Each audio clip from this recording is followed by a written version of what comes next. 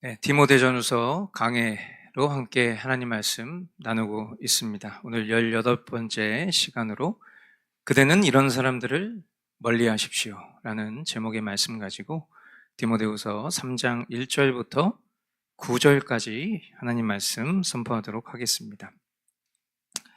먼저 1절 말씀을 제가 읽겠습니다. 그대는 이것을 알아두십시오. 말세에 어려운 때가 올 것입니다. 아멘.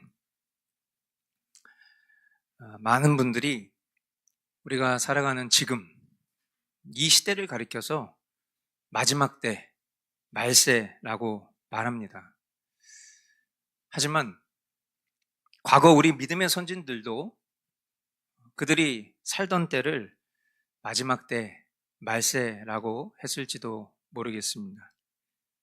초대교회의 기초가 되었던 예수님의 제자들도 다시 오실 그 주님을 기다리면서 하늘을 바라보고 있었으니 말입니다. 그런 측면에서 종말론적 세계관, 우리 그리스도인들이 가진 고유한 세계관이자 동시에 영생의 소망을 두고 살아가는 우리에게 어쩌면 지극히 당연한 가치관이 바로 종말론적 세계관일 것입니다. 이 자리에 계신 여러분들은 지금 우리가 살고 있는 이 현실을 어떻게 바라보고 계십니까?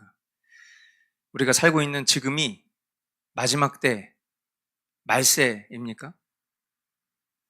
만일 저와 여러분이 지금을 마지막 때라고, 말세라고 말한다면 오늘 성경은 우리에게 분명하게 말씀합니다. 어려운 때가 올 것이다 라는 것입니다. 누구나 이 사실을 알지만 우리는 어려운 일을 겪을 때마다 그 뒤에 찾아올 진정한 어려운 일에 대한 어떤 막연함으로 오늘 겪는 어려움의 문제에 길들여져 버립니다. 말로는 누구나 말세에 어려운 때가 올 것이다. 말세야 말세. 그렇게 말은 하지만 어려움의 문제 앞에서 한탄만 하고 정작 말씀 앞에 우리 자신을 돌아보는 일에는 게으르고 있지는 않은가 깊이 상고해 보아야 합니다. 이어지는 본문은 말세에 어려운 때가 온다라는 그 말한 이유에 대해서 보여줍니다. 2절부터 5절까지 사도 바울은 19가지의 그 마지막 때라고 말한 이유에 대해서 또 특징에 대해서 말하고 있습니다. 이것을 통해서 우리가 살아가고 있는 지금이 진정 마지막 때인가 한번 확인해 보겠습니다. 2절부터 5절까지 말씀. 사람들은 자기를 사랑하며 돈을 사랑하며 뽐내며 교만하며 하나님을 모독하며 부모에게 순종하지 아니하며 감사할 줄 모르며 불경스러우며 무정하며 원한을 풀지 아니하며 비방하며 절제가 없으며 난폭하며 선을 좋아하지 아니하며 배신하며 무모하며 자만하며 하나님보다 쾌락을 더 사랑하며 겉으로는 경건하게 보이나 경건함의 능력은 부인할 것입니다. 그대는 이런 사람들을 멀리하십시오. 아멘. 사도 바울은 19가지의 이 내용들을 열거한 후에 디모데에게 그대는 이런 사람들을 멀리해야 하라 그렇게 교훈했습니다. 하지만 곰곰이 생각해 보면 말세에 보여지는 이 멀리해야 할 사람들의 모습은 누구입니까? 이 말씀 앞에서는 저와 여러분들의 모습이 아닌가 스스로 돌아볼 수 있어야 될 줄 믿습니다. 우리가 비판하고 또 분별하며 멀리해야 할 사람을 향해서 우리는 손가락질하지만 우리 역시 하나님 앞에서 자기를 사랑하며 돈을 사랑하며 뽐내며 교만하며 하나님을 모독하며 부모에게 순종하지 아니하며 감사할 줄 모르며 불경스러우며 무정하며 원한을 풀지 아니하며 비방하며 절제가 없으며 난폭하며 선을 좋아하지 아니하며 배신하며 무모하며 자만하며 하나님보다 쾌락을 더 사랑하며 겉으로는 경건하게 보이지만 그 경건함의 능력을 부인하는 존재가 바로 나라는 것을 우리는 인정할 수 있어야 합니다. 그러나 우리가 항상 이 지점에서 기억해야 할 것은 자신을 돌아봄이 죄에 대한 분별과 또 죄로부터 멀리할 것에 대해 무기력하라는 것 또한 아니다라는 것을 우리는 잘 이해할 수 있어야 합니다. 이런 거예요. 어떤 사람들은 동성애는 죄다 이렇게 말하면 동성애만 죄냐? 이렇게 되묻습니다. 이것은 전형적인 메시지가 아니라 메신저를 공격하는 방식입니다. 성경은 수많은 인간의 죄와 죄책에 대해서 다루지만 동성애는 분명 죄 맞습니다. 성경을 우리 삶의 기준과 규범으로 믿는 신자는 자신 또한 죄인이지만 죄를 죄라 말하고 그 죄로부터 돌이켜 회개하기를 원하고 또한 촉구하는 것이 참된 신자의 증거일 것입니다. 그런데 그 말을 하는 사람을 향해서 되묻는 말이 동성애만 죄냐? 너는 죄인이 아니냐? 라는 형태로 본질을 교묘하게 비껴가며 메신저를 공격합니다. 그럼 참된 신자는 그런 공격 앞에 자신도 죄인이라는 것을 알기 때문에 마치 내가 타인을 정죄했다라고 스스로 착각하면서 정죄도 죄 짓는 것이니까 죄를 죄라고 말하는 것을 주저하고 포기하게 됩니다. 여기에 모순이 있는 거예요. 오늘 본문이 우리에게 멀리하라고 말씀하는 그 대상들의 19가지는 분명 저와 여러분의 모습이 맞습니다. 그런데 왜 이런 우리의 연약함과 패역함을 아시는 주님은 이 말씀을 마치 우리와 무관한 모습인 것처럼 이런 사람들을 멀리해 라고 그렇게 말씀하고 계실까요? 그것은 바로 하나님의 은혜를 아는 사람과 하나님의 은혜를 모르는 사람의 차이이기 때문입니다. 하나님의 은혜를 아는 사람은 자신이 죄인이라는 것을 자신으로부터가 아니라 하나님께로부터 깨닫고 알게 된 사람입니다. 그렇기 때문에 죄가 죄인지를 알고 자신에게 발견된 그 죄성으로부터 벗어나기 위해서 진실된 회개를 간절히 소망할 것입니다. 하지만 하나님의 은혜를 모르는 사람은 죄가 죄인 것을 인정하기 싫어합니다. 그렇기 때문에 그 죄 가운데 머물러 있기를 좋아하고 결국 그 죄로부터 구원하시기를 원하시는 주님을 배척하기 때문에 그 주님의 말씀을 배척하기 때문에 결국 스스로의 선택과 책임으로 영벌에 처하게 되는 것입니다.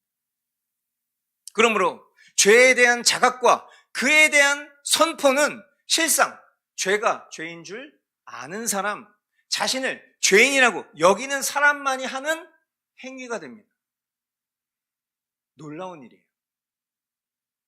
저와 여러분들이 죄를 알기 때문에 그 죄를 죄라고 말할 수 있게 된다는 거예요. 그러나 그 죄가 죄인 줄 모르거나 그 죄를 사랑하는 사람은 절대 자신을 비롯한 타인을 향해서 죄를 이야기하지 않습니다. 이것은 어쩌면 중생한 신자의 증거가 될 수도 있겠죠. 그러므로 죄에 대한 선포는 여러분 꼭 기억하십시오. 정죄가 아니에요. 정죄라는 것은 죄가 있다는 심판주 되신 주님의 영역입니다.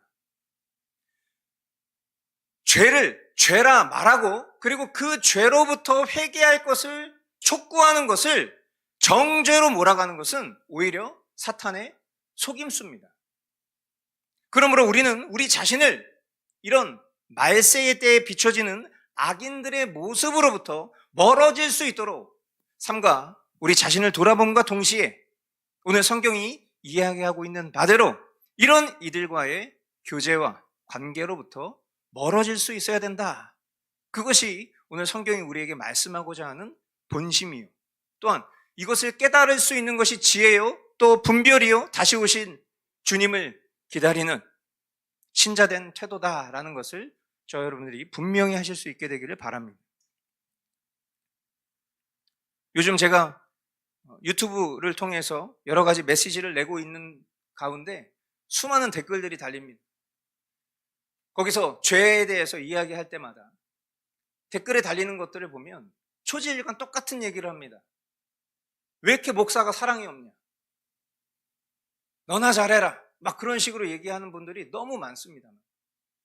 때로는 저도 그런 댓글들에다가 저의 어떤 허물없는 모습으로 반격할 때도 있습니다. 그럼 또 그 댓글에 그런 댓글이 달립니다. 어떻게 이렇게 목사가 이렇게 사랑이 없을 수 있냐? 도대체 사랑이 뭡니까? 여러분, 자녀를 키울 때, 자녀가 버르장머리 없이 행동했을 때 참된 부모라면 그 자녀를 따끔하게 혼낼 수 있을 것입니다.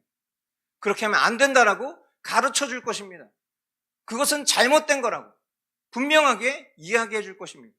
그럼 당연히 자녀는 그런 엄중하게 얘기하는 부모를 향해서 불편하고 때로는 울기도 하고 오히려 거꾸로 분내기도 할 것입니다. 그러나 그때 참된 사랑이라는 것은 자녀가 그릇된 길로 나아가는 것이 잘못됐다라는 것을 알려주는 것이 참사랑이지, 잘못된 것을 두둔하거나 그것을 잘했다라고 거꾸로 칭찬하는 것이 사랑이 아니라는 것은 우리 중 누구도 분별할 수 있는 일일 것입니다. 저와 여러분은 하나님의 말씀으로 사는 사람들이, 하나님의 말씀 속에서 우리가 비록 연약할지라도, 내가 자녀 앞에서 부끄러운 모습을 갖고 있는 부모라 할지라도 자녀에게는 그렇게 살지 않을 수 있도록 말하는 것이 그게 부모의 역할인 것처럼, 우리 그리스도인들이 세상 가운데 완벽하게 살고 있기 때문에 죄를 죄라고 말할 수 있는 것이 아니라, 우리가 그 죄로부터 우리가 어떤 죄인이며 이런 죄인된 나를 예수님께서 어떤 대속의 은혜로 구원해 주셨는지를 알기 때문에 나 역시도 그 죄로부터 멀어지기를 노력하는 것이고, 죄라는 것을 선포하는 것은 하나님을 사랑하고 이웃을 사랑하는 그 율법을 지키는 것입니다.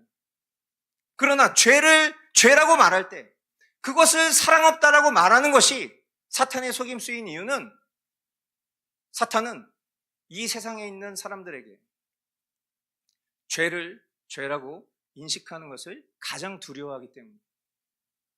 그러므로 저와 여러분들에게 요구되는 이 말세의 때에 하나님께서 우리에게 말씀하시고자 하는 분명한 것을 여러분들이 잘 깨달으셔야 됩니다.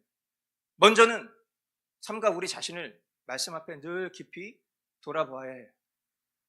우리가 이재명을 욕하고 우리가 어떤 정치 지도자를 향해서 비난하고 있을 때 정작 그 비난의 화살표가 우리 자신을 향하고 있다는 것을 우리는 기억해야 합니다. 그리고 또한 동시에 우리는 죄를 죄라고 선언할 수 있어야 돼요. 아무리 공산주의가 우상숭배라는 것을 떠들면 뭐합니까? 우리 자신 스스로가 그 말씀 앞에 비추어서 오히려 심판주 노릇을 하고 있다면 그것은 비난하는 우리도 하나님 앞에 동일한 심판대에 설 수밖에 없다는 것을 기억해야 돼요. 오늘 이 말씀은 먼저는 저와 여러분들을 깊이 돌아보게 하시는 말씀이요, 동시에 참된 구원의 은혜를 입은 신자로서 죄를 죄라고 말하는 것이 결코 정죄가 아니다라는 명확한 분별을 일깨워주는 말씀이라는 것을 기억하실 수 있게 되기를 바랍니다. 이어지는 6절로 7절 말씀. 그들 가운데는 남의 집에 가만히 들어가서 어리석은 여자들을 유인하는 사람들이 있을 것입니다. 그런 여자들은 여러 가지 정욕에 이끌려 죄에 짓눌려 있고 늘 배우기는 하지만 진리를 깨닫는 데에는 전혀 이를 수 없습니다. 아멘. 불경건하고 악한 자들 중에는 남의 집에 가만히 들어가서 어리석은 여자들을 유인하는 사람들이 있을 것이다, 그렇게 말합니다. 여러분 머릿속으로 한번 이 장면을 연상해 보십시오.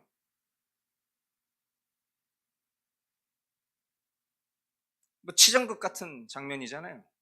굉장히 아주 우리의 말초신경을 자극할 법한 그런 말세의 때에 있을 일에 대해서 결국 이것이 상징하고 있는 것은 말세의 때에 신자들의 또한 세상 사람들의 성적인 타락과 동시에 영적 타락을 상징적으로 묘사하는 그런 장면입니다.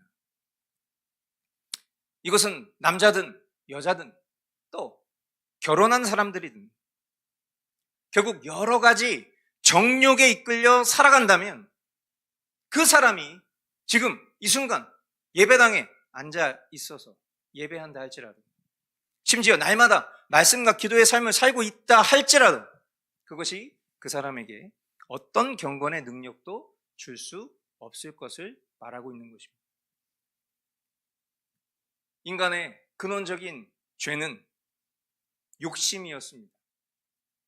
야고보서 1장 15절 말씀, 욕심이 잉태하면 죄를 낳고 죄가 자라면 죽음을 낳습니다. 아멘. 하나님의 말씀을 불신하고 뱀의 말을 신뢰하며 결국 하나님처럼 되길 원했던 그 피조물 된 인간의 욕심이 바로 죄를 낳았고, 그리고 그 죄로 말미암아 사망에 이르게 된 것을 저와 여러분들은 언제나 기억할 수 있어야 합니다. 여러분, 성경의 진리가 가르치는 결론이 무엇입니까? 사망에 이르는 이 욕심, 죄를 버리고 예수 그리스도께서 이루신 그 대속의 은혜로 죄 씻음을 받아라. 그게 결론 아닙니까? 그런데 자신의 정욕, 물질욕, 명예욕, 다양한 욕, 이것을 버리지 않고 진리를 배운들 그게 무슨 소용이 있냐는 거예요. 아주 무서운 말씀입니다. 우리 신앙에 성숙이 없다면 저와 여러분들이 오랫동안 신앙생활하면서 우리의 삶 속에 반드시 이루어야 될 믿음의 성숙이 만약 우리 삶 가운데 행함으로 드러나지 않고 있다면 분명 이와 같은 지점을 우리가 깊이 돌아보아야 할 것입니다. 사도 바울은 이 정도의 교훈에 머물지 않고 좀 더 실제적으로 실명을 거론하면서 경고합니다. 8절로 9절 말씀. 또 이 사람들은 얀네와 얀브레가 모세를 배반한 것과 같이 진리를 배반합니다. 그들은 마음이 부패한 사람이요 믿음에 실패한 사람들입니다. 그러나 그들은 더 이상 나아가지 못할 것입니다. 그들의 어리석음도 그 두 사람의 경우와 같이 모든 사람 앞에 환히 드러날 것이기 때문입니다. 아멘. 지난주에 이어서 이번 주도 사도 바울은 실명을 거론합니다.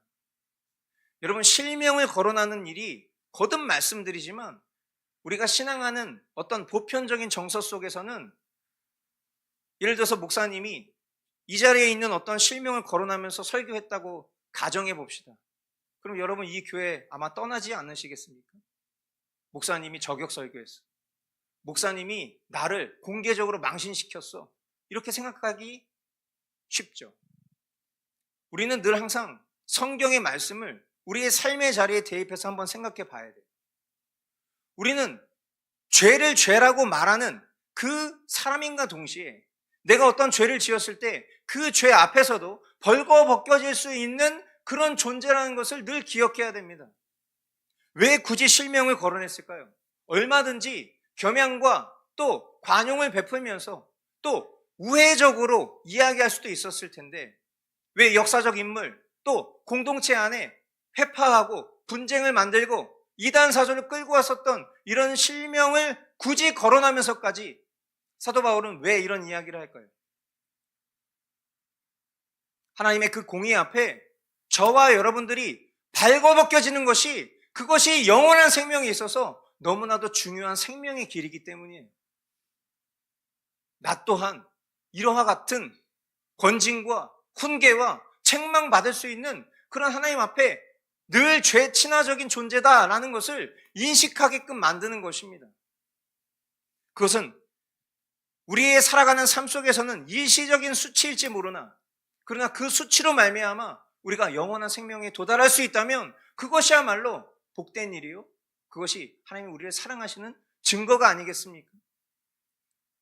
이 얀네와 얀브레라는 사람은 유대 전통 가운데 출애굽 당시에 모세를 대적했던 그런 인물로 알려진 사람들이에요. 사도 바울은 어리석은 여자들을 유인했던 자들도 그들과 비슷했다. 그러니까 결국 이 얀네와 얀브레라는 사람들이 공동체 안에서 사람들을 교묘하게 속이고 그리고 그들을 진리로부터 멀어지게 만드는 일을 주도했던 사람이라는 것을 두고두고 회자하면서 굳이 과거 구약시대에 있던 인물까지도 끌고 들어와서 그것을 공동체에게 설파하고 있는 중입니다. 그러면서 이 사람들이 가지고 있는 특징을 세 가지로 얘기합니다. 첫째, 진리를 배반한 사람. 둘째, 마음이 부패한 사람. 셋째, 믿음에 실패한 사람.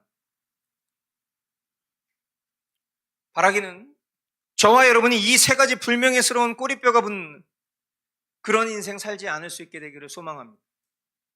진리를 대적하고 마음이 부패하여 선한 판단력을 잃어버리고 결국 하나님께서 보셨을 때 함량, 미달로 판명되어서 믿음에 실패한 자로 낙인 찍히는 그런 비극이 없어야 할 것입니다. 우리 개혁 신앙 안에서 하나님의 선하신 그 뜻과 그 예정편에서 믿음에서 낙마한다? 있을 수 없는 일이죠. 그러나 그것을 이렇게 표현한 것은 삶과 우리의 믿음이 우리 자신의 열심과 우리의 노력과 최선으로 얻어지는 것이 아니라 하나님이 선물로 주신 것이 참 믿음이라면 그 믿음에 합당한 삶을 살아라 라는 것을 이와 같이 표현하는 것도 여러분들이 잘 분별하실 수 있게 되기를 바랍니다.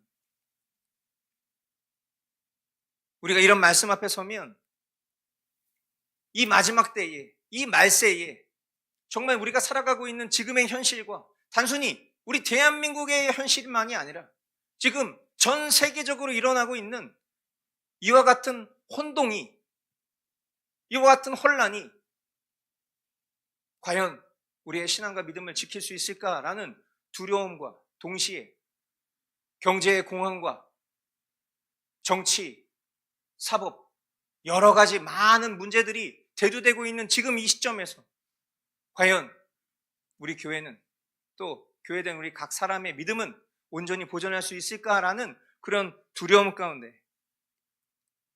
나 역시도 진리를 배반하지 않을까? 내 마음이 부패하지 않을까? 믿음에 실패하지 않을까라는 그런 걱정이 생길 수 있지만 그러나 이어지는 말씀은 우리에게 놀라운 소망과 안도감을 줍니다. 9절 말씀은 이렇게 표현합니다. 그러나 그들은 더 이상 나아가지 못할 것입니다.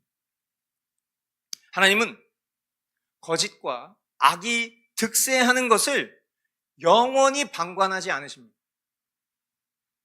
모세 때에 마술사들이 처음에는 지팡이를 뱀으로 만들고 여러분 이거 실제로 있었던 일이에요. 어떤 그런 픽션이 아닙니다. 소설이 아니라고요. 내 눈 앞에서 지팡이가 뱀으로 바뀌는 일이 실제로 일어난다면 우리의 믿음은 흔들릴 것입니다. 물을 피로 바꿀 수 있는 능력이 마술사에게도 있었습니다. 하나님의 권능을 흉내내는 사람들이 있었다고요. 그러나 결국 하나님의 권능 앞에서 그들의 한계가 드러나고 부끄러움을 당했던 것처럼 오늘 이 말씀은 그들은 더 이상 나아가지 못할 것이다. 저와 여러분들이 살아가고 있는 지금 이 순간 우리가 겪고 있는 이 말로 형언할 수 없는 그런 일들도 반드시 그때가 있다라는 것입니다. 세상 사람들은 아무런 소망이 없다고 여기고 대한민국을 떠나기 위해서 노력하는 사람들도 있을 것이고 모든 것을 자포자기한 사람들도 있겠지만 우리 참된 신자들이 이 나라를 위해서 기도하고 각자의 자리에서 목소리를 내고 싸우고 있는 이유는 나의 혈기와 나의 어떤 열심이 아니라 바로 오늘 이 말씀처럼 하나님의 섭리 가운데 이 모든 거짓과 이 모든 악 역시도 하나님께서 영원히 방관하지 않으실 것이란 믿음 때문이어야 한 줄 믿습니다. 말세의 때에 지금 우리가 살아가고 있는 이 현실 속에서는 마치 악한 자들이 더 잘 되는 것 같습니다. 교묘한 거짓이 진리를 이기는 것이 아니라 이제는 아예 대놓고 거짓말하고 있어도 마치 아무 일이 없는 것처럼 지금 우리가 살아가고 있는 현실은 참 어지러운 현실이 맞습니다. 그러나 성경은 단호하게 선언합니다. 그들의 어리석음은 결국 모든 사람 앞에 환히 드러날 것이다 라고 그렇게 말하고 있어요. 여러분 기억하십시오. 거짓은 유통기한이 있습니다. 그러나 우리가 거하는 진리는 영원합니다. 이것이 저와 여러분들이 끝까지 붙잡아야 될 진리인 것이죠. 사랑하는 성도 여러분, 말세에 고통하는 때를 우리가 살고 있습니다. 혹자들은 예수님 곧 오실 것 같다 그렇게 말하고요.